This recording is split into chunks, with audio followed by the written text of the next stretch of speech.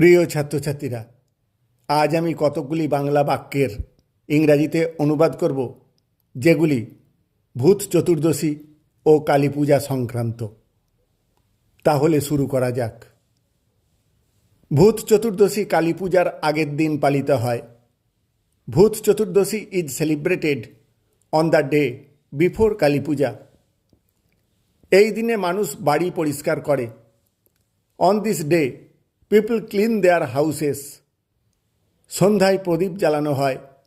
Lamps আর lit in the evening. বিশ্বাস করা হয় যে এটি অশুভ শক্তি দূর করে। It is believed that it drives away evil spirits. পরের দিন কালী পূজা হয়। Kali Puja is held on the next day. মানুষ মা কালীকে পূজা করে।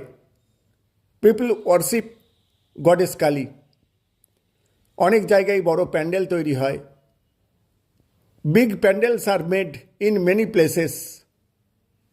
রাতে আতশবাজি পোড়ানো হয়। ফায়ার ওয়ার্কস আর বার্নড অ্যাট নাইট। সবাই নতুন পোশাক পরে আনন্দ করে।